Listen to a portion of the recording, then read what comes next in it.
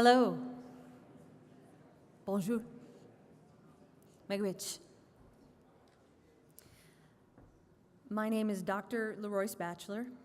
I am the I.H. Asper Executive Director of the Stuart Clarke Center for Entrepreneurship. And I cannot tell you what a profound thrill and honor it is to be here with each and every one of you. I'm incredibly grateful to Dr. Sean Barron and Dr. Jason Brennan for asking me to attend this event today, and quite unexpectedly, but I think I'm up for the challenge, to aid in the progression of the program for today. I would like to acknowledge, first and foremost, that we are in Treaty 1 territory and on traditional territory of Anishinaabe peoples, homeland of the Métis Nation. The University, the Forks, the City of Winnipeg sit at a crossroads of the Anishinaabe, Cree, Dakota, Onoji Cree Nation. And it is an honor and a pleasure to welcome all of you today to the 2017 Saul Kanee Lecture on Peace and Justice, featuring an entrepreneur, a philanthropist, a champion of peace, Steve Killelea. This lecture is presented by the Mauro Center. The Mauro Center is dedicated to research, education, practice in areas of conflict analysis and resolution, human rights, peace, and justice. The center has presented 150 outreach events over the years, attended by more than 80,000 people. The Mauro Center is the home to universities, the University of Manitoba's PhD program in Peace and Conflict Studies, offered through the Faculty of Graduate Studies. The PhD program is the first doctoral program of its kind in Canada, and one and only of a few, actually, in the world. The Mauro Center welcomes Dr. Adam Muller as the recently appointed director, and the program has grown to 4 faculty, Dr. Sean Barron, Dr. Breen Flaherty, Dr. Jessica Senehe, and Dr. Hamdassa Tuso.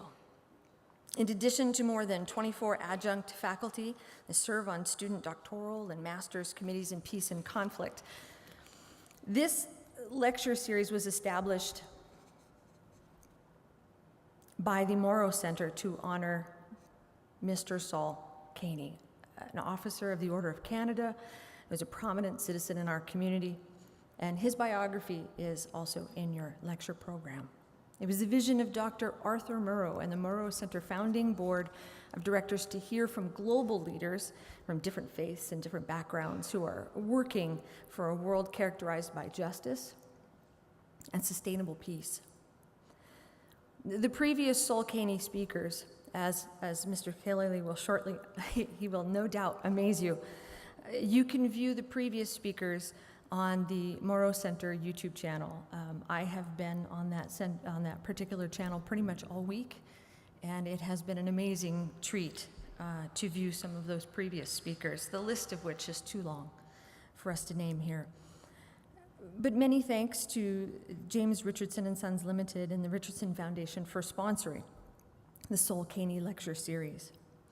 We wish to acknowledge and thank our partners bringing Steve Killelea here to Winnipeg, the Rotary 5550 World Peace Partners, and the Canadian Museum for Human Rights.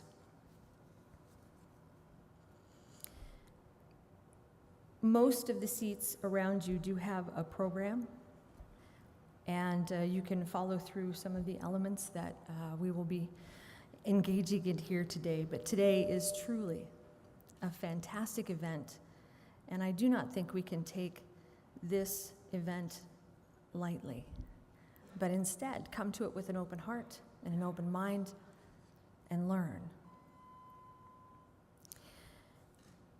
Dr. Chris Adams, the Rector of St. Paul's College and the University of Manitoba, will bring us greetings on behalf of the college and the university.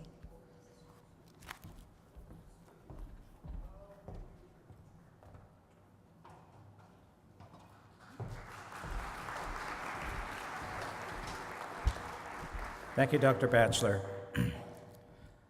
Good afternoon and welcome. My name is Christopher Adams. On behalf of St. Paul's College, the University of Manitoba, and the Arthur V. Mauro Center for Peace and Justice, I want to welcome all of you to the 16th Annual Sol Kanee Lecture on Peace and Justice. This year's lecture will be given by Mr. Steve Killelea, who is the founder and executive chairman of the Institute for Economics and Peace. You can never say thank you too often, so I just want to say that this series on international peace building is supported by the generosity of the Richardson and Sons family of Winnipeg. We are grateful for their contribution. As well, we extend our thanks to the leadership of members of the Winnipeg community, most especially Mr. Sol Kanee, who is an ardent champion of peace building and human rights and for whom this lecture is named after. I wish to also acknowledge that our center's benefactor, Dr. Arthur V. Mauro, who couldn't be here today due to family commitments, along with many others who have contributed to the work of the center and of the students enrolled in the Peace and Conflict Studies program.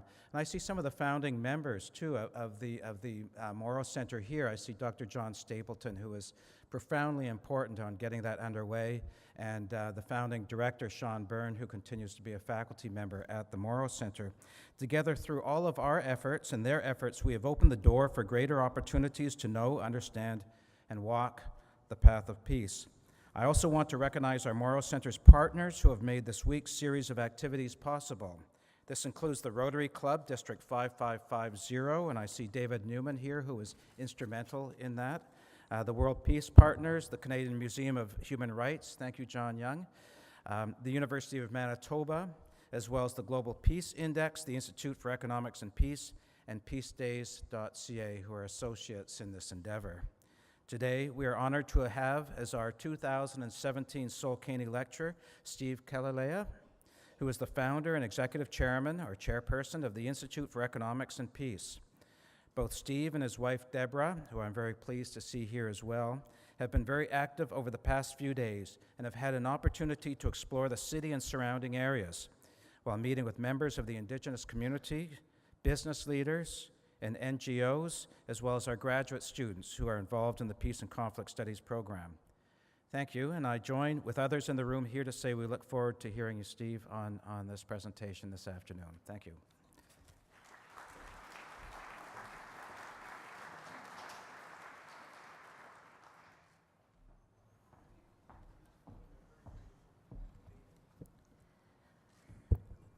I've been out of the country for a little while. When I left, this building was just a shell, something being constructed. I cannot tell you how excited I am to come back and marvel at what has been built. It's so much more than a structure. And yet I don't know that we spend enough time appreciating that. So I do want to take a moment that we are indeed fortunate to be here today in the Canadian Museum of Human Rights. The museum didn't exist just a decade ago. However, already this museum is changing the face of Canada, making inroads toward healing, understanding, and reconciliation. So please welcome the President and CEO of the Canadian Museum of Human Rights, Dr. John Young.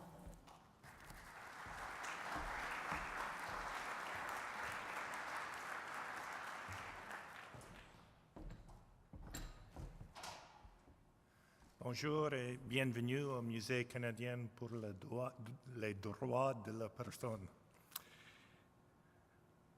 Thank you, Dr. Batchelor, Dr. Adams, for starting us off with welcome and an acknowledgement of the territory. I also want to add that the water you find here at the museum, the Canadian Museum for Human Rights, is sourced from Shoal Lake 40 First Nation.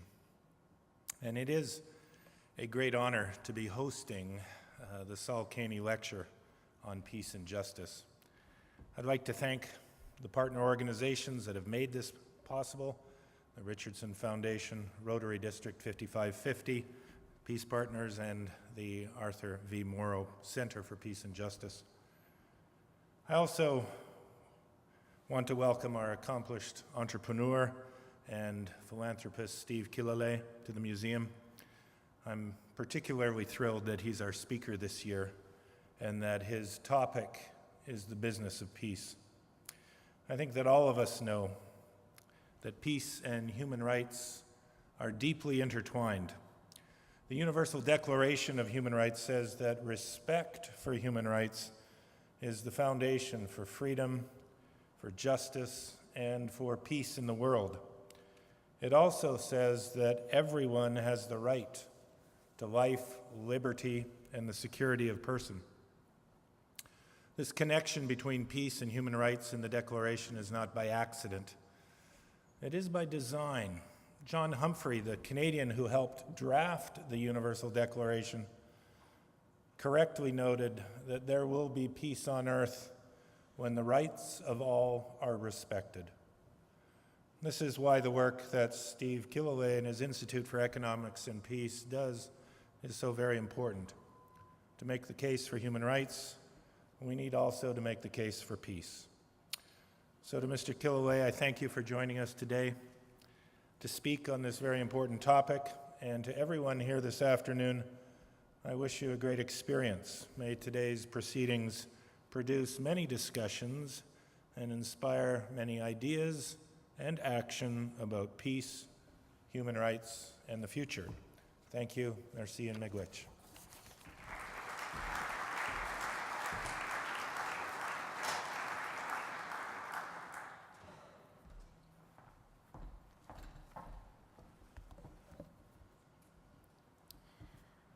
I've been teaching at the post-secondary level for almost 30 years.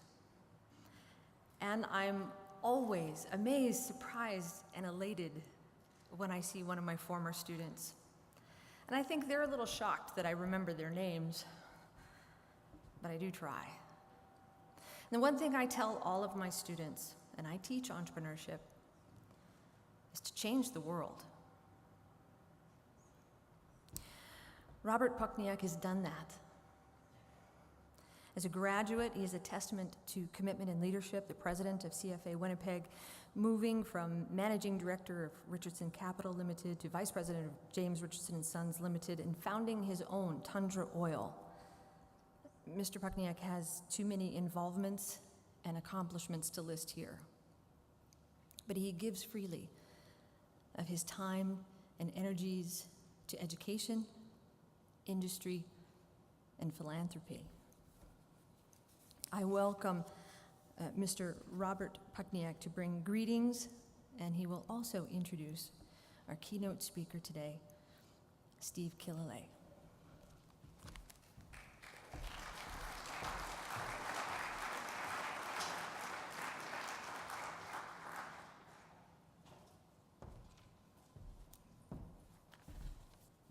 Good afternoon, everyone. I'm delighted to be introducing our guest speaker this afternoon, but before I do, I want to tell you how impressed I am with the job being done by Doctors Sean Byrne and Jessica Sanehi. There are currently 48 PhD candidates and 37 individuals enrolled in the master's program at the Mauro Center for Peace and Justice. Those are spectacular numbers, with students arriving from all over the globe. It just seems like yesterday we were knocking on doors to fund the initial capital to start the center. Our donors, including Arthur Mauro himself, of course, can now look back with great satisfaction at what has been accomplished. Congratulations to you all. Now, back to our guest of honors. Mr. Steve Killelea is a very successful entrepreneur who has combined his commercial victories with a generous heart. In the early 1990s, Steve founded a business known as Integrated Research, which develops, sells, and supports a diagnostic software used by business to track performance, schedule jobs, and manage resources, among other things. IR includes on its customer list more than 125 Fortune 500 companies. It is one of Australia's most successful IT companies. It is publicly traded and has a market cap of about $600 million. In 2001, our guest went on to start another company, Smarter Capital, which provides funding to a range of early-stage companies in Australia, Investments are most often in the technology, biotechnology, and medical fields. Clearly, Steve Killelea is a visionary who is willing to assume risk, but he also knows how to execute a plan. With his success in business and his concern for others, Steve set up his own family foundation in the year 2000 called the Charitable Foundation, and in 2007 established the Institute for Economics and Peace. His private foundation is having a real impact, particularly in the less developed part of the world, where more than 2.5 million people have been direct beneficiaries of his charity. The Institute for Economics and Peace has become an internationally renowned think tank which takes a very unique approach to peace and economic development by measuring peace, calculating the economic cost of violence, analyzing country risk, and understanding peace by quantifying its economic value. For all of his innovations and charitable works around the world, Steve received the Order of Australia in 2010 and the Luxembourg Peace Prize in 2016. He has also been nominated twice for the Nobel Peace Prize. Steve has traveled from the other side of the globe with his wife, Deborah. They are the proud parents of 4 children and 9 grandchildren. Ladies and gentlemen, from Sydney, Australia, please welcome Mr. Steve Killelea.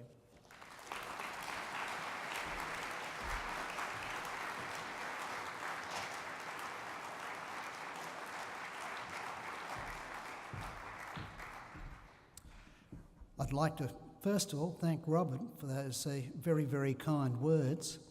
And so I'm going to step you through a presentation today, and I'm going to use slides to help do it, because I'm going to bring to you a number of concepts and ideas you probably haven't come across before. So what I'll do is I think I'll start with a story just out of my background and why I'm actually standing here. So peace is something I arrived at very, very accidentally. And as Robert has mentioned, my wife and myself have established a family foundation which works in a lot of the poorest countries in the world. So that's taken us through various war zones, near post-war zones. Now, I was once in northeast Kivu in the Congo, wondering what were the most peaceful countries in the world? And was there anything I could learn from them to bring to the projects we were doing? Searched the internet and couldn't find anything. And that's how the Global Peace Index was born. But that poses a very, very fundamental and very simple question. If a simple businessman, such as myself, can be walking through Africa and wonder what are the most peaceful nations in the world, and it hasn't been done, then how much do we know about peace? Business people, if you're sitting on a board and you're running your business, how can you run your business without really solid metrics? And peace is no different. If you can't measure peace, how do you know whether your interventions are actually helping you or hindering you in achieving your goals? And therefore, if you can't measure peace, you cannot truly understand it. And for me, that was a profound breakthrough. As I started to study the subject more and more, I could see the areas where peace wasn't actually being recorded, measured and analysed in the ways which I think were necessary to do. So from there, the Global Peace Index has grown. And our 2 major products are the Global Peace Index and the Global Terrorism Index. If we look back in the last 12 months, the media imprints we've had on them is literally about 5 billion media imprints in the last 12 months. We're now established around the world. We've got 4 different offices, headquartered in Sydney, Australia, New York, Mexico City and Den Haag in the Holland, and with an outreach office also in Belgium. We've got a strong on our digital outreach with direct imprints of about 10 million, but that gets then transmitted and carried on by others, so the real reach is 10 to 100 times that, but we can't actually count it. Our work is used by a lot of the major international agencies around the world, including the World Bank, OECD, Commonwealth Secretariat, and of course the United Nations. For all those groups, we also do contract research researching areas of peace and justice to help them better understand how to carry out their programs. And as an offshoot of all that, we're now ranked as the 15th most impactful think tank in the world based on income. And that truly, for me, is a great achievement, a great achievement. So we look at the Global Peace Index, and I'll just move a little bit through that, and then I'll start to get onto the subject of just how much violence costs the global economy, and also what really creates peaceful societies. So if we look at the Global Peace Index, it's made up of three major domains. The first one measures domestic and ongoing conflict. The second measures societal safety and security. So they're things like the homicide rates, the level of policing within a society, number of people in jail, level of terrorist activities and such. And the final area is the level of militarisation. So those three components come together with different weighings on the 23 different indicators which make them up to create a holistic view of national peace, which you can then aggregate up to understand global peace. So here's a map of the world. So green being very, very good, red being very, very bad. Note that Canada is green, as is my home company, Australia. In fact, Australia rates 12th on the Global Peace Index. Alas, slightly beaten by Canada. If we look at Iceland, it's the most peaceful country in the world. And if we look at Western Europe, that's the most peaceful region in the world. And we can see from this also the Middle East, Sub-Saharan Africa are the least peaceful parts of the world as well. Now, we just hit the top of the index. You'll see a group of countries here, headed by Iceland, which has been there for many, many years, New Zealand, Portugal, Austria, Denmark, Czech Republic, Slovenia, Canada, and others. If you note, all of these countries, without exception, are democracies. There are some countries which are high on the index which aren't democracies, such as Singapore or Qatar, but they're in the exception. If we go to the bottom end of the index, there'll be countries which dominate the news, which you've heard all the time, like Syria, Afghanistan, Iraq, Southern Sudan, Yemen, Somalia, Libya. You'll note all of these countries are mired in conflict, and conflict is what really kills peace. You'll also notice that many of those countries have been there for a long, long while. And this is a testament, particularly if we're looking at Afghanistan or Iraq, that we need new ways of being able to envision our societies, new ways of being able to create peace. But probably, as we move into it now, peace is a lot more nuanced than what you think. Your minds are dominated by the headlines of graphic conflict, like we've seen in those 10 countries I've just thrown up. But if we go back over the last decade, 80 countries actually became more peaceful. None of those countries would be the forefront of your mind. While 83 countries became less peaceful. So peace is more nuanced and more balanced than what you think. But when we look at this, the actual fall in peace is about 2%. Now, that's quite a big number when you look at the way the index is constructed, but I won't go into the details of that. So why is this so?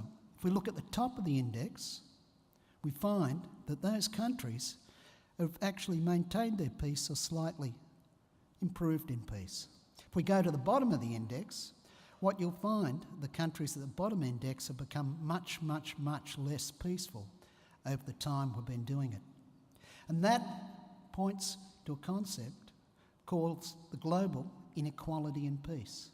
And that global inequality in peace, like the inequality between the rich and poor in our societies, is increasing, it's growing.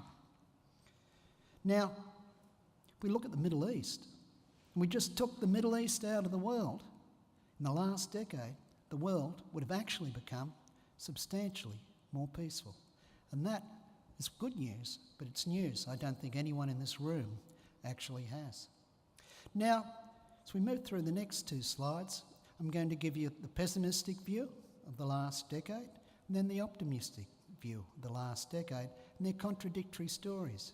But what this does, it shows the value of an index, because you actually can now get down to metrics, measurement, and understanding, so that we can actually truly grapple with what's actually truly happening to peace on this planet. So, if we look at the number of battlefield deaths in the last decade, they've gone up nearly 700%. That's staggering. In fact, the battlefield deaths the year before last were the highest they'd been in 25 years. Terrorism, which dominates the news, is up nearly 250% over that decade as well. And currently, in 2016, 25,000 people died in terrorist attacks. Refugees and displaced people are now the highest they've been since the Second World War. This has doubled in the last decade to nearly 65 million people. So we can see from this analysis the world is substantially less peaceful. But let's look at the flip side of the coin. There's a concept called state-sponsored terror. That's where there's extrajudicial killings, torture, imprisonment without a trial. In the last decade, 68 countries have actually improved, compared to only 46 which have deteriorated. So those gross human rights abuses have actually, in many cases, lessened. If we look at the number of countries which reduced their military expenditure as a percentage of GDP, it's about 65%. In fact, if we look at military expenditure, not only has it decreased as a percentage of GDP, there's much, much less nuclear weapons than what there was in 1987. The number of troops has also dropped, as has the number of heavy weapons and militarised vehicles as well. So in many ways, that's contrary to what most people think. In 1987, the average Western country spent 2.5% of its GDP on the military. That's down to 1.2% in 2016. And even homicides, if we look at it globally, 7% of countries around the world have actually decreased the number of homicides in their country in the last decade. So as you can see, peace is a lot more nuanced than what anyone in this room probably thought. Now, we'll just have a quick look at terrorism. If we look at this here, it gives you an idea of just the increase in terrorism over the last 15 years. And you can see the steep increases which have occurred in OECD countries. It's up 900% on what we saw. So, in 2016, 25,000 people died in terrorist attacks. However, in that same year, about 436,000 people were killed in homicides, and 1 million people, it's estimated, committed suicide. But terrorism is one of those things which actually affects the fabric of society. Whereas we don't get the same reaction for homicides unless they're mass homicides like we saw in Las Vegas. Attacks of terrorism are attack on the system and end up with much more robust responses. And we'll hit a little bit of that in a few minutes. If we look at the graph on Turkey, you can see with the crackdown of Erdogan in Turkey, just the outcome of that in terms of the increased spike in terrorist attacks. Now, I'm sure everyone here wants to know about their favourite country. Canada rates 8th on the Global Peace Index, as we saw on the first slide. And that is truly a remarkable position. And if we look in the Americas, both north and south, it's the best positioned country on the index. And that's something the country can actually leverage if you can work out how to use it properly. It affects your branding, both in terms of soft power, and affects your tourist industry. And I'll have a slide to show you why in a few minutes.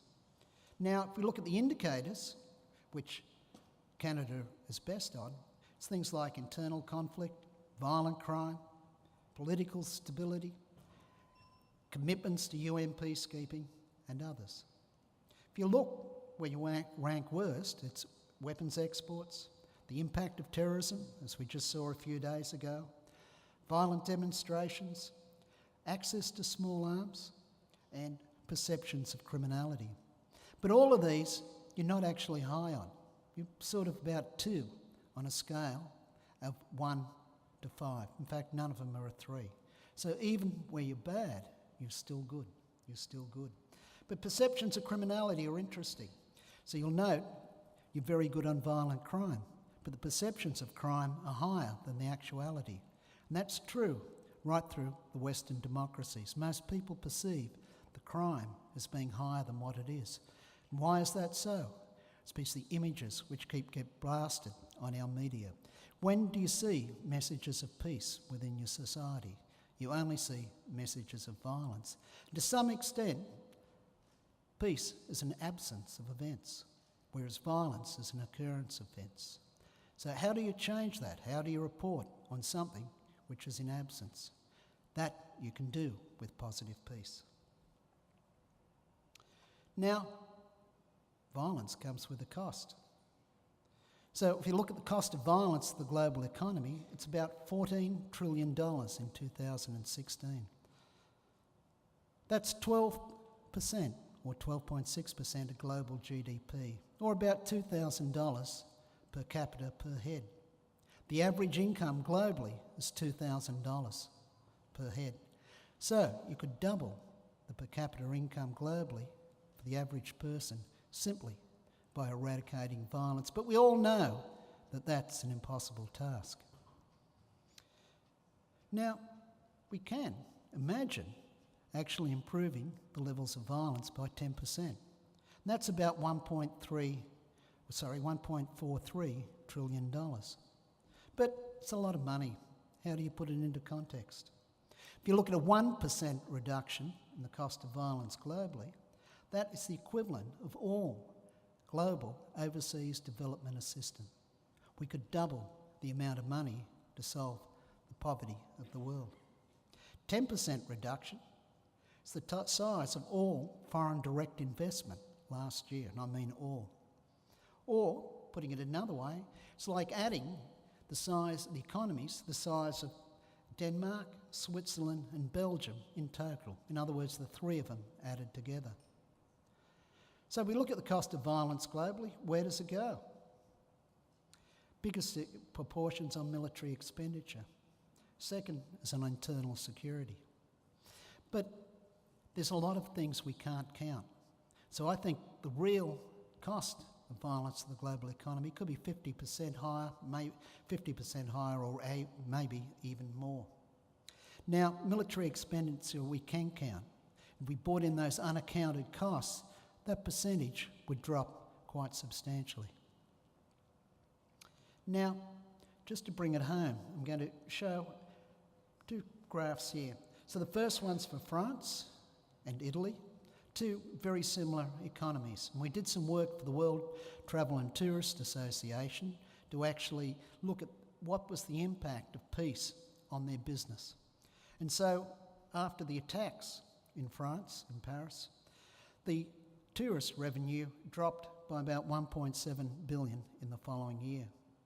While in the same year, Italy increased by 5 billion. So it gives you an idea of the effect there. And so we also looked at the developing world. Tunisia had terrorist attacks as well on their tourist industries. And so their tourist revenue dropped by 1.2 billion. Morocco, very similar country, very similar tourist industry, it increased by $500 million. So it's clear, and that's just a simple example of the impact on business. Now I'm going to talk about positive peace, the attitudes, institutions and structures which create and sustain peaceful societies. So if we look at the Global Peace Index, we can describe that as measuring actual peace. So having the Global Peace Index, and as it's a very good and statistically accurate measure of peace, we can then use statistical analysis to understand what are the factors most closely associated with peaceful societies. And to do that, we've got about 10,000 data sets, indexes, attitudinal surveys, which actually look the various factors around the world. And through running various forms of statistical analysis, we can isolate those attitudes, institutions and structures which create and sustain peaceful societies. That you can then turn into an index. So you now can measure the potential of peace within societies.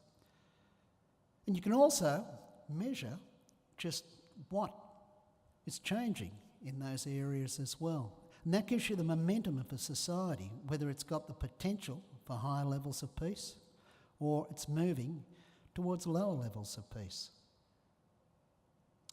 So we look at positive peace. It's statistically associated with societies with higher per capita income, societies which are much stronger resilience, therefore better adaptability capabilities, so as they get problems, they can change with them. Performs better on environmental outcomes, has higher GDP growth, and performed better on the Millennium Development Goals. In fact, countries in conflict, only one of them actually achieved one of the Millennium Development Goals. There are many other things too. So societies which are higher in positive peace perform better on all sorts of measures of inclusion, including gender equality. And if we look at the pillars there, these are the 8 pillars of positive peace. Well-functioning government, equitable distribution of forces, free flow of information, good relationships with neighbours, high levels of human capital, acceptance of the rights of others, which is really another way of expressing human rights, low levels of corruption, and sound business environment. But none of these on their own are more important than the other. And they all feed each other. So they come together as a system. So does well-functioning government create a strong business environment or equitable distribution of resources? Or does the free flow of information expressed by a press create well-functioning government or lower levels of corruption? And how does lower levels of corruption affect a sound business environment or a well-functioning government? As you can see, there's no causality. And one of the illusions we have of societies, we think it runs off causality. There's a problem, there's the cause, let's go and fix the cause. But that has problematic outcomes, which I'll explain in a few minutes. So let's just come back to positive peace and just hone in on some of the things which we find from it. Countries which are increasing in positive peace have on average over 17 years, the last 17 years, 2% per annum higher GDP growth rate. And that, my friends, is substantial. Now, for investments, and you're a company looking at investing offshore, that's a model with which can help you pick which country to invest in. So, we look at civil resistance movements. In highly peaceful societies, there are less civil resistance movements. They last for a shorter amount of time. They're more moderate in their aims, more likely to achieve their aims, and far, far, far less violent. And you can see that violence is the red bar. If we come back and look at shocks, there are no high positive peace countries which have ever had a genocide. Similarly, violent political onsets don't occur in high positive peace countries. Political shocks, extremely rare, 2 in the period we measured compared to 70 in low peace countries. So you can see, in many ways, this is a measure of resilience. It's a way of being able to look at resilience. Now, one of the things, if we think about society, in many ways, societies operate as a system. And these are very big and very complex discussion points. So I'm just going to try and hit 1 or 2 simple things at a very, very high level. So if we think about systems, there are super systems, and all systems have other systems inside of them. So we look at the international community, it's a system which depends and interfaces inside the larger ecosystems which it's all dependent on. We affect back out into those larger systems, and those larger systems affect us. Inside that is the international community. And those can be broken down into the nation states. And so that's another system, and the system of analysis which we're now starting to operate within the Institute for Economics and Peace. If you move then down further inside the nation state, you'll find family units, you'll find policing units, education systems, and many, many more. You can think them up as we go. We don't really study society from the effect of systems. So now, two concepts, and I'm going to really keep this simple. Two concepts: encoded norms and intent. So encoded norms are the way a system operates. Intent is the intent of the system. So that forms the system. And now, if we look at that, inputs come into the system. We have a concept of encoded norms, and that will determine the way a system responds. So it could be that there's an outbreak of disease, the health systems kick in, and they get upgraded, mobilised, with the aim of then fixing that input. Similarly, it could be policing. Crime breaks out, and that gets affected and then lowered back down. Or in the case of terrorism, mechanisms are taken to stop terrorism arising in the first place. But sometimes inputs come in, the encoded norm causes it to go haywire. Example of that would be military-grade weapons in the United States, which we've all seen in the last week. Input comes in, the event where someone's killed, or in this case, about 60-odd people killed and 500 wounded. What's the response of the encoded norm within the system? It's not to fix the problem, it's to take actions which are out around the periphery of the problem, which means the problem over time just grows. That's called a runaway system. Now, system responds, as we've already seen. It comes back and it alters the input. And that is very, very important. That's called a mutual feedback loop. So, if you think of physics, cause and effect, the effect, like me, if I took this and threw it into the air, gravity would always have the same effect. So, when looking at a physical system, the effect never influences the cause. But in human societies, it's different. We're all changing. Think of two political parties always changing posture based on the other's output. So, systems interact and move with each other. And so what happens, events aren't so important. What's really important is the relationships and flows. So if we look at the Trump effect in the US, that's an event. Whereas when we look at the system, the US has had the fourth largest drop in positive peace globally in the last decade. That has come about through the relations and flows. Now, there are also lagged effects and tipping points, and these are pretty ugly graphs, but just two. First one's on corruption.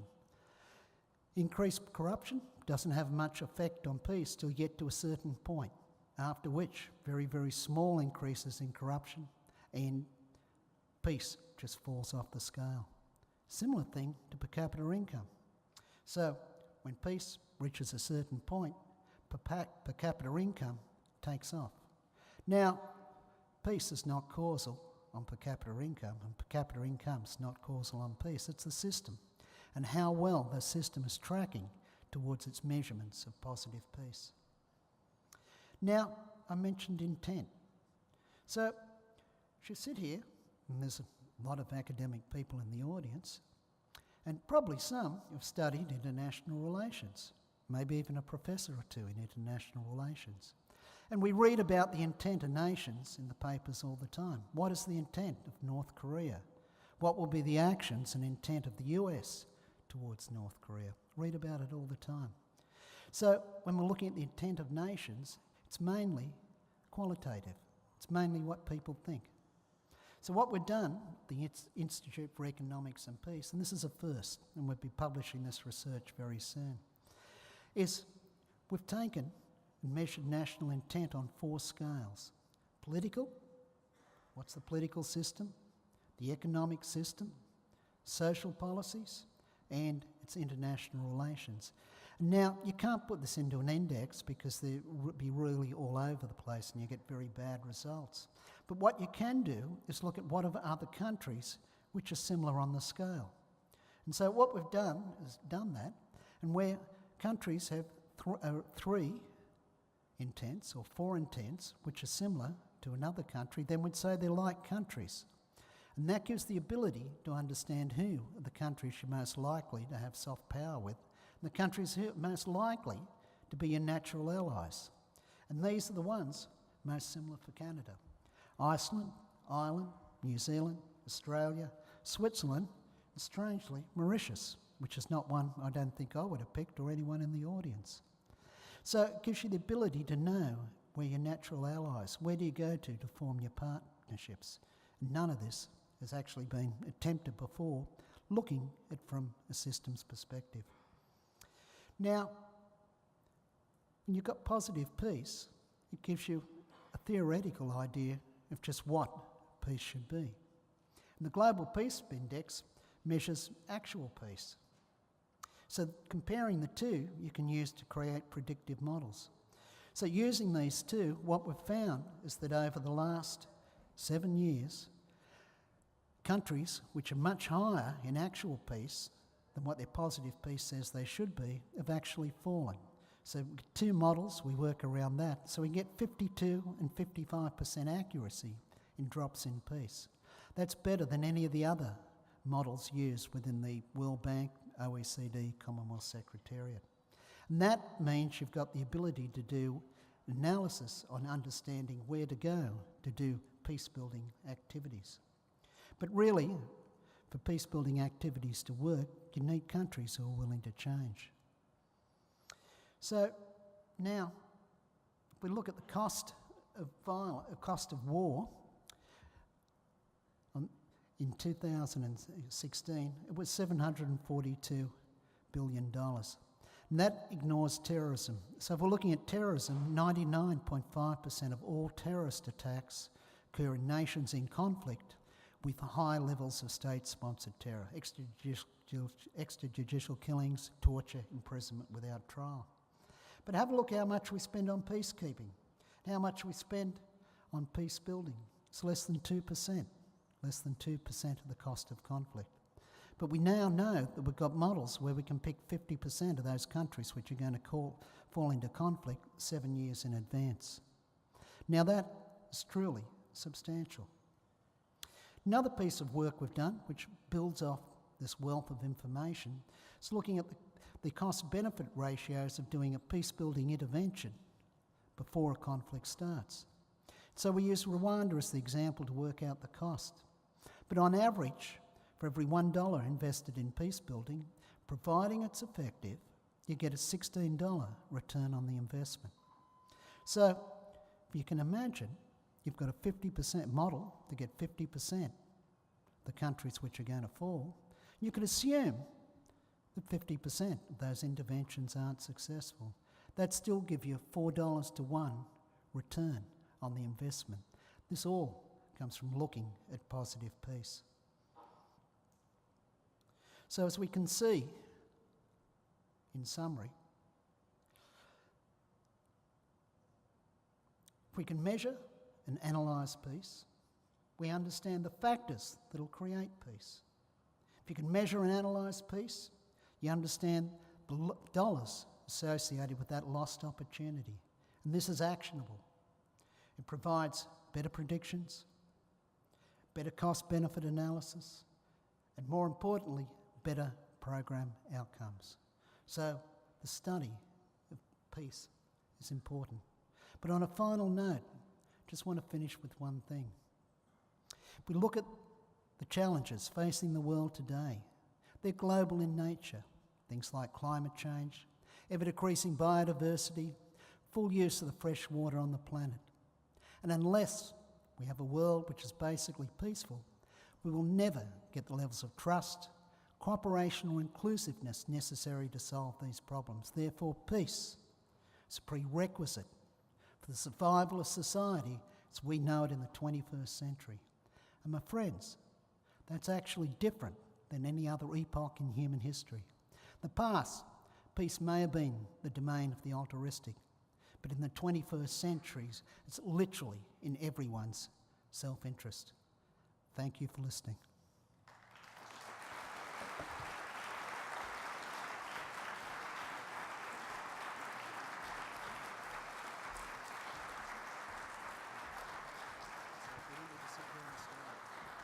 Stay right here. Don't go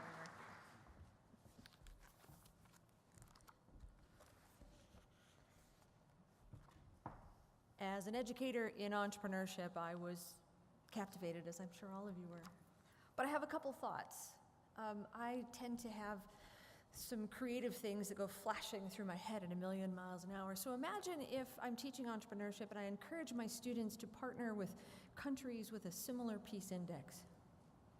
And instead, the brand of Made in Canada generates a global brand that now says Made in Peace. This, I think, is the power of entrepreneurship and prosperity. So that's one of the things that I am going to encourage my students from this point forward. But we already have some of this in entrepreneurship. We have mission market, we have business and benefit corporations, we have for cause, for profit. So we do have this, but we don't have the initiative that will prompt us to partner internationally, and that's what the Global Peace Index gives us. It gives us the opportunity and the power to look at other countries and invest in stability and peace. Now, I'm not saying we should exclude those that are mired in conflict, but instead, as academics, as business people, when we go to international professional conferences, we have the ability to change that conversation. We have the ability at high-level business elements to change the conversation that is going on in international banking, that is going on in international production and trade, intellectual property. So I would encourage not only the academics in the room, but the business people in the room. When you perform your function professionally, make an effort to change the conversation. I wanted to thank Steve Killelea, because this was truly profound things that are feeding my teaching as I'm speaking. So as an educator, I have the opportunity to change the way my students think about business and competition and peace. But I'm sure you all have questions as well. Mr. Killelea has kindly agreed to take a few questions. So we ask that you allow other people to also ask questions. We have 2 microphones in the room. So Preston, if you wouldn't mind raising your hand, and Dr. Brennan, if you wouldn't mind raising your hand. So if you would like to indicate that you have a question to either of these individuals, we'd like everyone to hear that question. And then Mr. Killelea can respond. And we do want to keep to a schedule. So without further deliberation on my part, questions that you have for Mr. Killelea.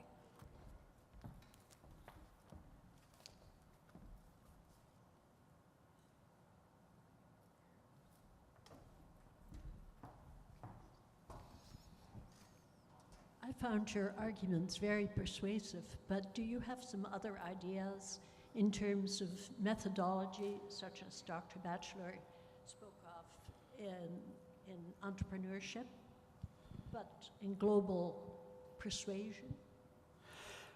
Right. So look, actually, one of the reasons that IEP is successful is because, and I didn't realise this till I was 7 or 8 years into it, is what happened is they came out of developing IT companies, global IT companies, so they're based around research and development. So I brought a lot of the concepts which I'd had out of developing products into what we were doing at IEP. And so, just being an entrepreneur, I naturally came at a discipline which had a lot of people in it with an original approach. So what it did is it built into it the concept of products. So that's why we've got things like the Global Peace Index, Global Terrorism Index.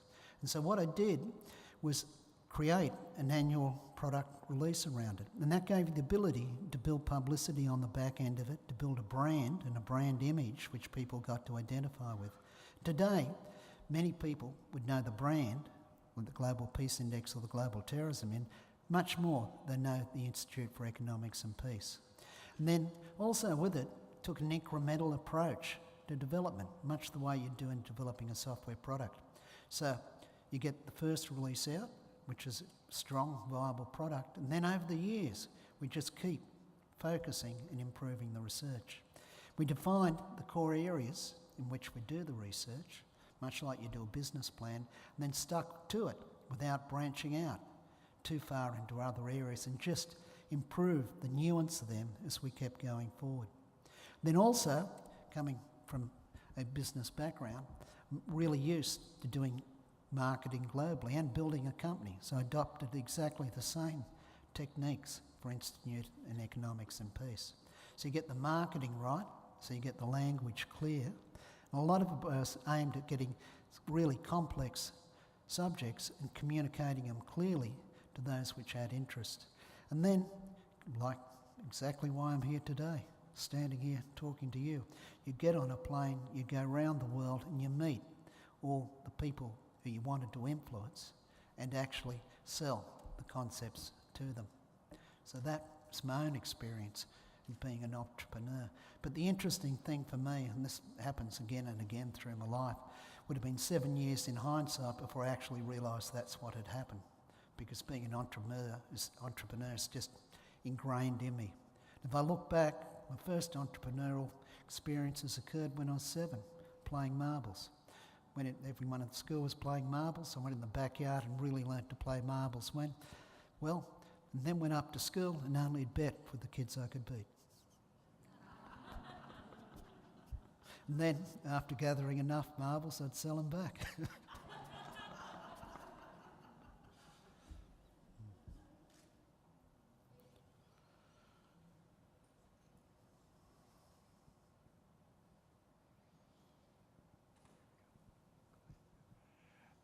I would think that many of your metrics would be affected by population growth. And I just wonder, is that point valid? And if so, have you factored this in your calculations and estimations? Or if I say it differently, if our world would still be at 2 billion people, as it was not too long ago, would your outcome of your metrics, would it be different? Yeah, look, I don't think if the outcome of the methods would be different. So there's two ways of actually calculating global peace. One's on a per capita basis, and the other's on a country average. So now we've done it both ways, okay? But if we did it on a per capita basis, then India and China would dominate the movements in the world. So we decided to take it on a country average basis. So now people would argue that, well, a country which has 20 million people, should it get the same weighing as a country which has 1.3 billion people? And you could say, no, that's a valid argument, but the way we have done it is on the country average basis. Now, the other thing, if we had 2 billion people on the planet today, a lot of the issues we're facing, particularly of a global nature, probably wouldn't be there. So quite often my view is the underlying issue globally is overpopulation. But in any international debate, that's the elephant in the room, and it rarely gets spoken about. But what we do know is the per capita income increases and societies get richer, they tend to have less children. And we know that, not true for Canada or Australia, but we know if you went to many countries in Europe now, they've actually got falling population rates based on the reproductive rates. So one of the solutions to it, and it's probably not going to be enough to stop a lot of the ecological problems compounding before it happens, but if you could raise the wealth of people around the world, you then may get to a point where the number of people actually trail off. But the issue is the consumption of the resources we've got on the planet today, and that we're probably going to go off a cliff before then, in my opinion.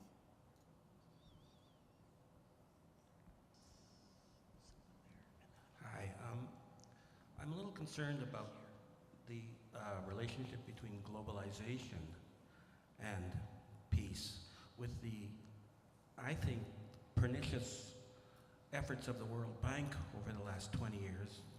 Take an example of the mortgage crisis and how Greece was treated. And the other issue being income distribution, which even in Canada seems to be getting worse and worse. How you as a very successful capitalist, how do all of these efforts, the race to the bottom in terms of the union movement dying, and people outsourcing all the labor to places where people are making $1 a day, how does that affect this whole equation? I mean, It's a very good question, and I think it's a question of our time. So one way of looking at it, from a positive perspective, there are winners and losers. So the Western democracies, as globalisation comes and you outsource the labour, are slight losers. But you've got many more people in different parts of the world which are getting lifted out of poverty. Number of people lifted out of poverty over the last 30 years has really been remarkable. Now, that doesn't underscore a lot of the issues with the globalisation. And so, quite often we use GDP as the measure of success and progress and prosperity for a society. But we need to move beyond GDP. If I was to burn down your house, that would be good for GDP, because you'd have to build a new one and we'd count that into it. Similarly, if I sell arms, and then that's good for GDP. And so crime, in many ways, you can actually see as being something which you can count in GDP as well. But happiness and well-being, you can't. So there's a need to move beyond GDP to what measures we need. And they're difficult to see. So now, if we look at positive peace, and we look at globally, and this is the good news, and this comes part out of our globalisation, 67% of countries in the world have actually improved their positive peace. However, as I mentioned earlier on, the US has got the 4th largest drop in positive peace, and you're seeing that getting played out in the dynamics in the economy or in the country. If we went to Europe, about half the countries in Europe have actually had falls in positive peace as well. And one of the areas a couple of areas where you've had it is the free flow of information, perceptions of corruption, particularly in politics, acceptance of the rights of others, which you can see in the immigration debates globally, and sort of the onflow of the Muslims. And a lot of that comes out of our inability to solve wars in the Middle East, because you've got the refugee flows, and then you've also got the breeding grounds where groups like ISIS, Al-Qaeda, Boko Haram can actually breed.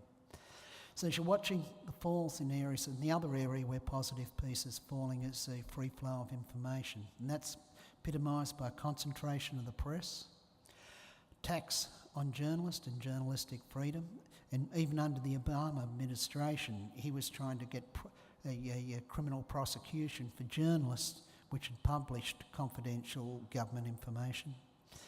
And also the concentration of the press. As they concentrate, you've got fewer different voices which are expressing it.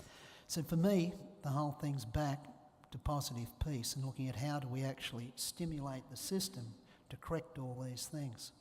And certainly there's a lot wrong with capitalism and a lot wrong with business, but there's also a lot right about it as well.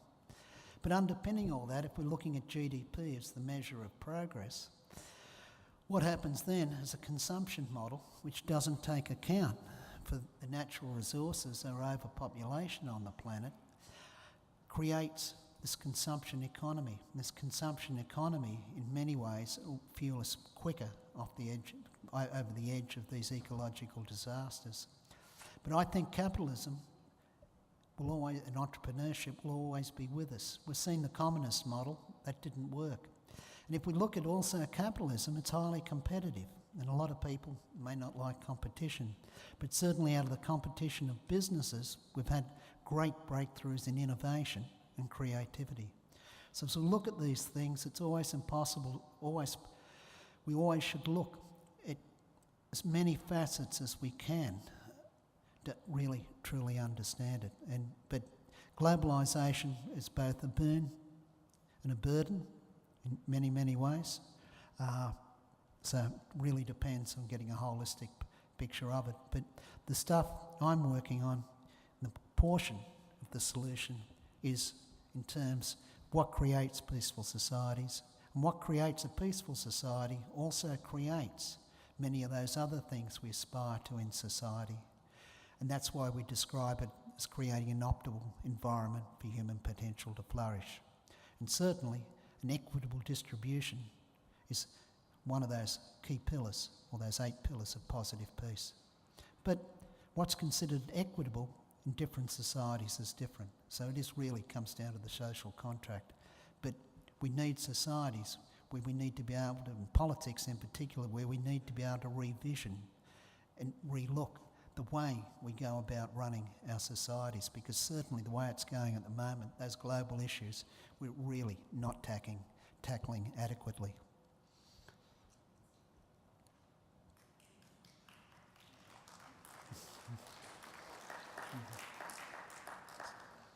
Steve, my name is Peter Denton, and I want to thank you both for your work and for your words. One thing I was thinking about, however, as I listened to you, we would all have to agree that there's some kind of at least intuitive correlation between peace and happiness. And certainly if we move beyond global indicators like GDP, which, as you have rightly pointed out, is the root cause of the global ecological disaster that we currently face in our generation, other indicators have been proposed, like the Global Happiness Index. And I wonder if you could comment on the relationship that you see between peace and happiness, and where this fits with your vision of how entrepreneurship works. Right, so the two are very, very interconnected, so peace and happiness. And if we look at the literature of peace, so for the Global Peace Index, we use the absence of violence or fear of violence. And for the Positive Peace Index, the attitude, institutions and structures which create peace. Happiness is at a personal level. And so for me, you've got to understand what you're trying to measure and then create the appropriate definition and work that way. So for me, at a personal level, peace means the absence of afflictive emotion. Okay, now, is happiness and the absence of afflictive emotion the same thing? Probably not, because you can get high on drugs and be very, very happy, but in the long run, it's not going to make you at peace. So, although they're very similar, they are different. Now, when we look at the way we measure happiness today, there are 2 different major approaches. So, the first one is to do surveys, okay, and then we'll survey everyone to determine whether they're happy or not. And then we'll find the societies which are most happy and then try and understand why. But the problem with surveys is that you get very, very different responses in different cultures. So in some cultures, you don't ever really say what you think if you're giving something away if you do that. In others, which can come from authoritarian states, you just never speak your mind. So the person interviewing you, you'll tell them what you think they want to hear. West, it's a little bit different. We can get better measures. But even again, we can look at surveys, and we could look at, let's say, the last US elections, or the Brit exit. The surveys were, the polls around that were very, very inaccurate. And that's, again, back to this bias, particularly as we become more politically correct, for people to say what they're expected to say. The second way of doing it is to use measures of well-being. And these generally come back from being proxies for a per capita income. So there'll be education rates, life expectancy rates, child mortality rates, access to basic services and things like that. So for me, I don't think either of them are actually really getting at the nut of personal happiness. I think we need other and better ways of doing it. So it was me, and I thought about doing this, and if I had the bandwidth, I'd do it. One is to use biomarkers. So you go around and you measure the levels of serotonin, let's say, or cortisol in a person's system. So you get the measures of bliss, and you get the measures of stress, and use them as a mechanism to do it. That'd be one way. Another way is through facial recognition patterns, and the technology's starting to get there for that, maybe. What you can do there is you go around and you take a similar spot in each of the major cities in the world, you photograph people's face, then you have computer software to analyse it. And evidently, the experts tell me, and I'm not an expert in this, is that a person's lifelong stress or happiness you can tell by the way the lines form on their face.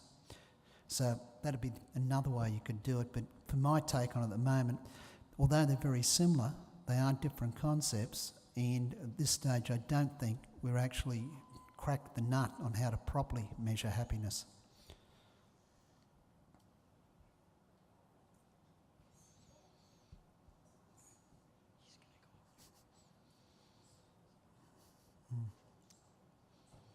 Hi, thank you for your presentation today. I just had a question regarding policy.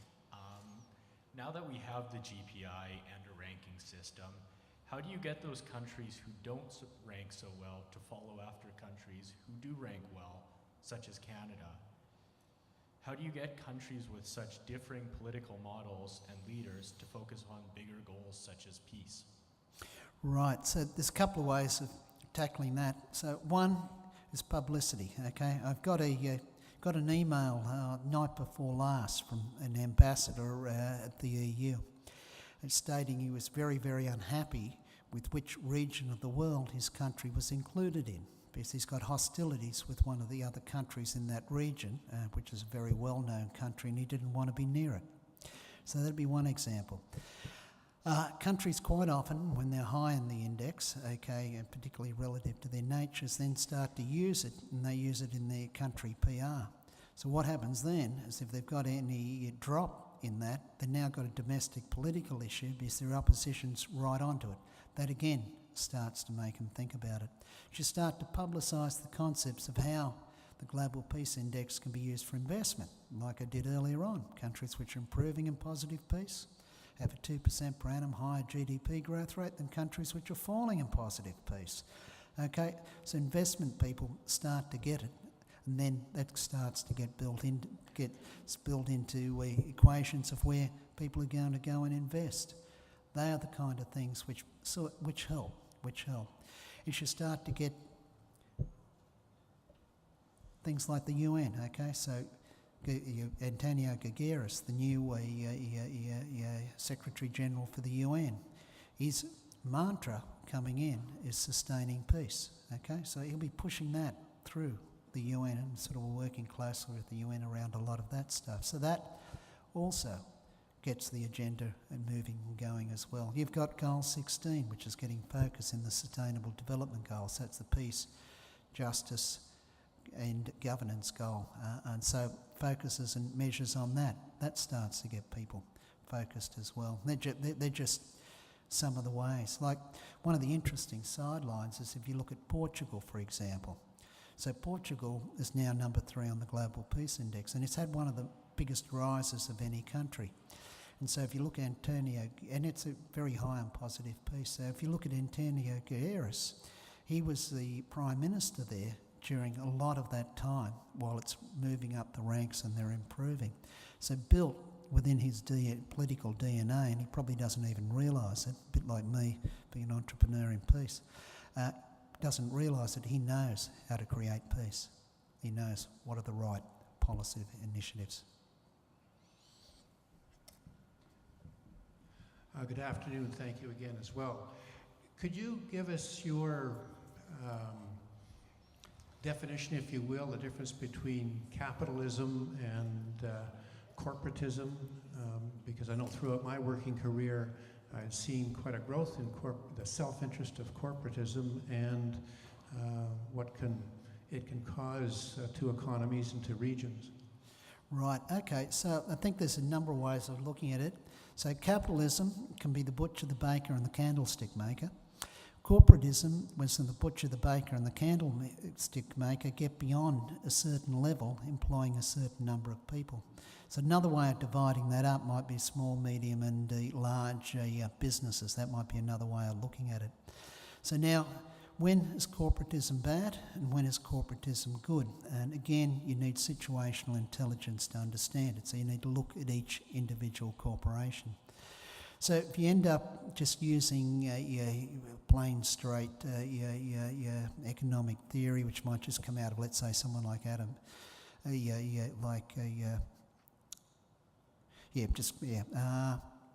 So if you, I lost my thoughts for a second. Sorry about that. Yeah, but Adam Smith. So if you just look at the stuff coming out of that, so the competition is very, very good. Okay, but when you get corporations now which dominate an industry, and that may be one of the things we see with the fall of, let's say, free flow of information with the dominant press by smaller number of companies. What that then means is that then becomes counterproductive on what's good for society. And it's similarly in a number of different industries. If you've got one or two players who then have got the ability to set market conditions and squeeze out competitors, that's not good. That's not good. So for me, it's not so much the corporisation, it's the size of the corporisation and the way that actually plays out within a society. Now, the globalisation of corporations is creating a whole new set of governance issues which are very, very hard at this stage to address.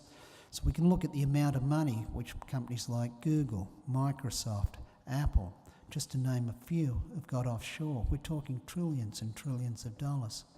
They do that to avoid taxes. That money was back here, there'd be taxes, and that money would then flow through in all sorts of ways, because one of the main roles of a government is that redistribution of wealth through public services such as education, health and social security nets.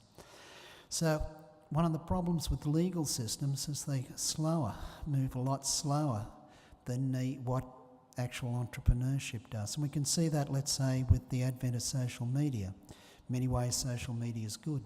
More people have got access to more information than ever before. How often we do use our mobile phone to do a search to get an answer to a question which we could have never answered before. The debates around the dinner table are disappearing as our children check the facts of what we say. Now, but on the other hand, there's a darker side of the social media as well. And so as we're looking at that information which they're now carrying, that can be used in all sorts of different ways which are of a detriment to society. So Facebook, for example, so people have bought information off Facebook. You've got the ability to be able to know through their social media what streets are going to be where the most swing voters are. You've also got the ability through the social media to understand what are the key messages you need to do down that street. And if you're a political party, you can then tailor your messages street by street to appeal to the voters, and sometimes they can be quite contradictory. There's no way of being able to see into that. We can see that we're struggling very, very much with the bullying and hate speech, which you've got on social media as well. It's something with society we haven't actually come to grasp with what are the correct and right laws. This comes back to just the whole concept of freedom of information and what information should be free and what information shouldn't be free. And these are basic questions in human rights. But the law is always behind the curve of technology. I hope that helps.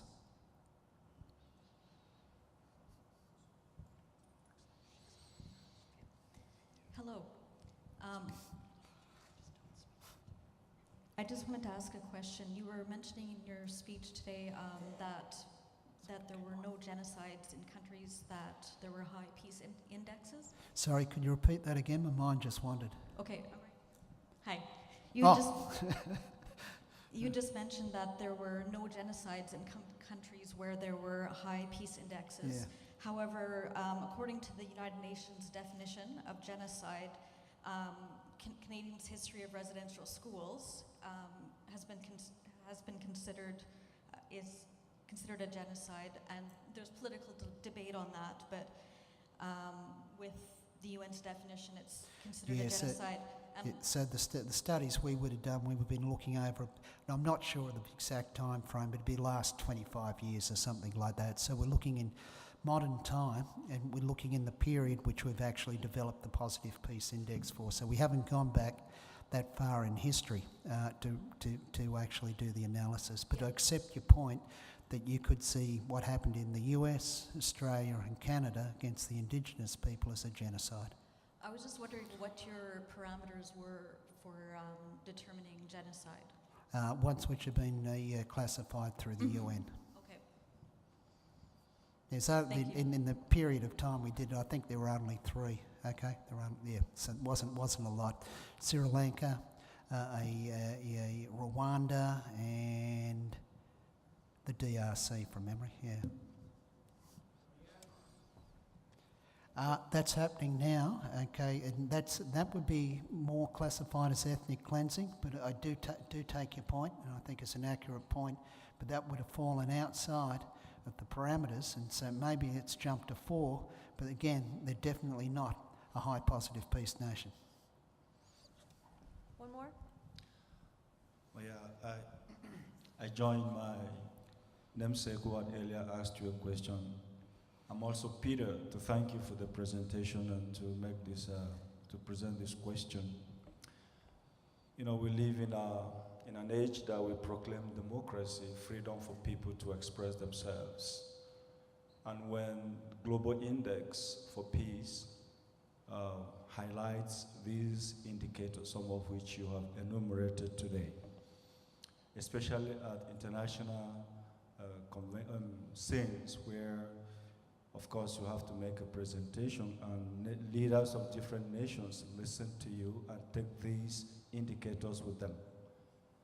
And when they try to conform or to design, you know, their national peace programs in line with these indicators, does global peace perceive itself as like a dictator telling other nations what they ought to be declared peaceful?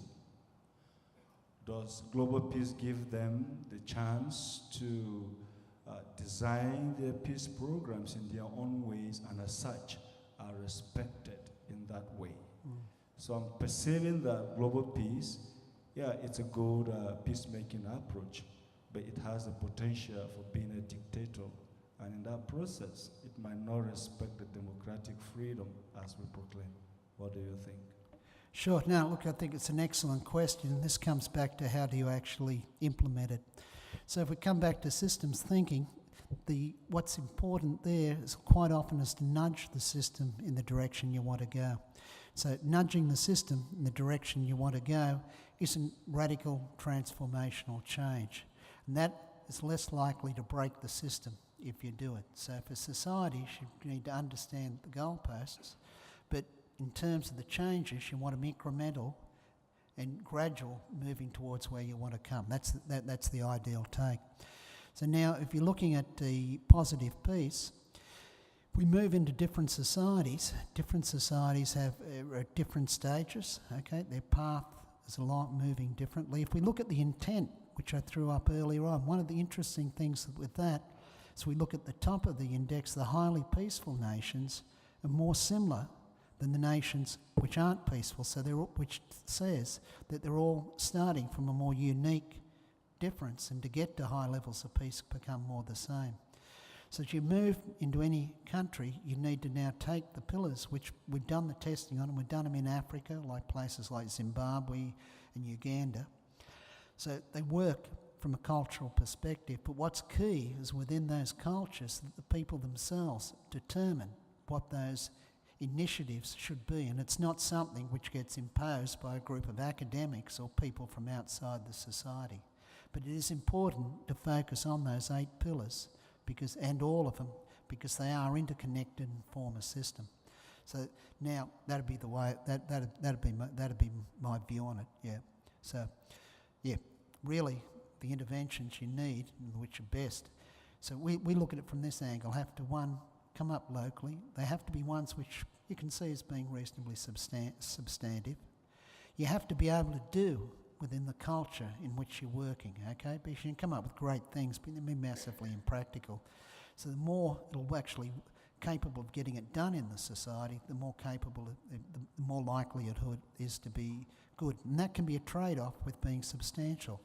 And the third thing is you want it to happen within a reasonable amount of time, and we sort of define that as like a political cycle. so it can actually have effect. And that way it has relevance to politicians. But I think it was a good question. So please, before we go any further, let's show our appreciation to Steve Killelea. Thank you. Wonderful.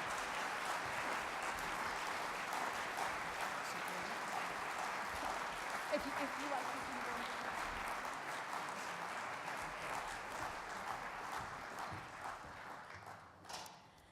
Thank you all for coming. It's people who attend events like this and participate in the conversation of peace that move us toward a more peaceful, not only existence in Canada, but globally. I'd now like to call upon a few students, Eduardo Rodriguez de Costa, Ana Cristina Piera de Fiera, and Sandra Cron, PhD students in peace and conflict studies, to express our appreciation to Steve Killelea.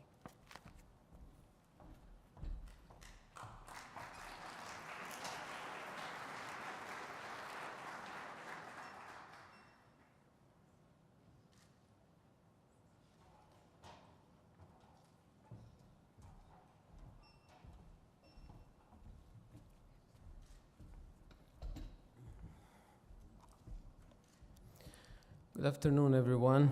My name is Eduardo da Costa. I am a Rotary Peace Scholar, PhD student at the Arthur V. Mauro Center for Peace and Justice. I am also Global Peace Index Ambassador for the Institute for Economics and Peace. It is my great pleasure to say thank you to Steve on behalf of the institutions and organizations that made this event possible. The Arthur V. Mauro Center for Peace and Justice at the University of Manitoba, the Canadian Museum for Human Rights, and Rotary World Peace Partners, Rotary District 5550. More specifically, I want to acknowledge 4 people in the audience who made this event possible in many, many ways. Dr. Christopher Adams, Rector of St. Paul's College and Chair of the Arthur V. Mauro Center Board of Directors. Dr. Sean Byrne, the Director of the Mauro Center and Professor in the Program of Peace and Conflict Studies.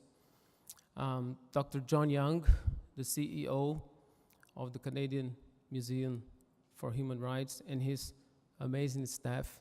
Thank you. And Rotarian David Newman, and all the Rotarians in the audience for your participation and support to this event. As I said, I'm from Brazil, and it's very difficult for Brazilians to speak from the mind. We usually speak from the heart. So that's what I'm gonna do in the next couple minutes.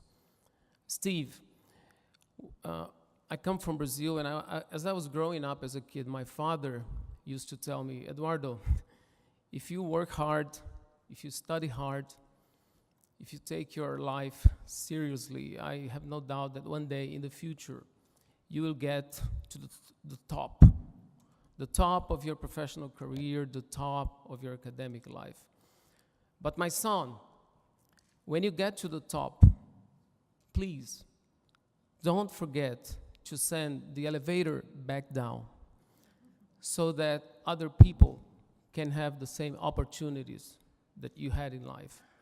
So when I think of the the Institute for Economics and Peace, when I think of what Steve and his wife Debbie do through their charitable foundation, that's what you are doing.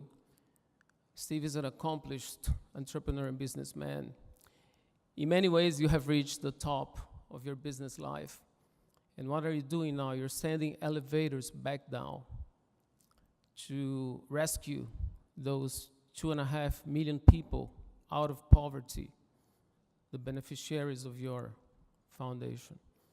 Through the groundbreaking work of the Institute for Economics and Peace and the Global Peace Index, you're sending elevators back down to countries all over the world that benefit from the influence that the studies of your institute the way they influence policymaking in many countries. So my working definition is that your work is rescuing people out of poverty and rescuing people out of conflict.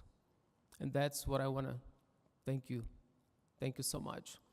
Thank you for being with us today. Thank you for sharing your words of wisdom. Thank you.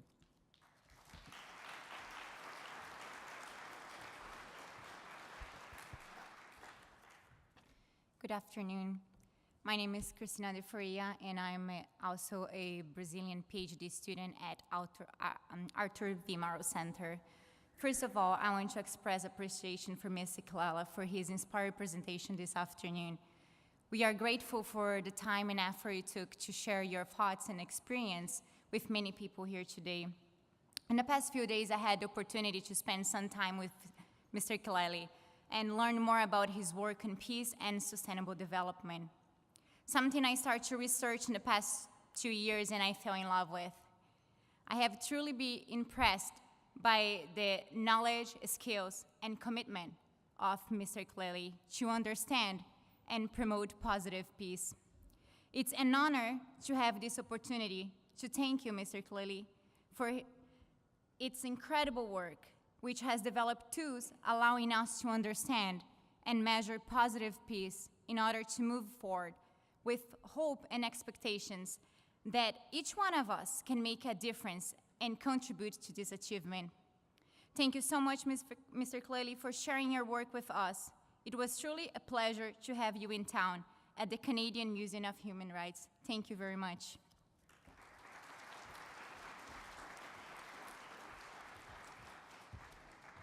Hi, my name is Sandra Cron, and I'm a PhD candidate at the Mauro Center for Peace and Conflict. And I would just like to present you with a gift as a thank you for your speaking with us today.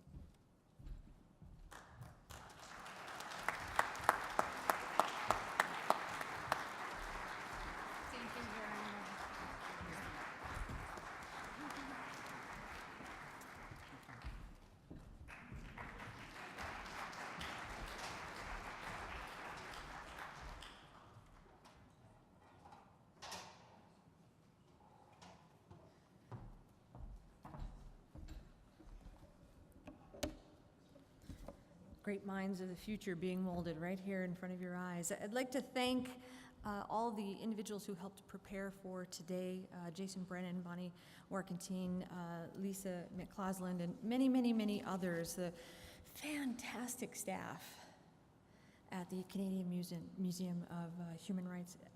I would encourage you, if you have not done so already, to visit the website for the Mauro Center, www.umanitoba.ca/Mauro_Center.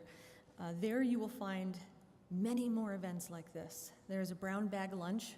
I went and I got the opportunity to listen to Dr. Black Branch talking about nuclear proliferation. It was wonderful. So I would encourage you to engage in many more of these kinds of events and opportunities that are offered by the Mauro Center.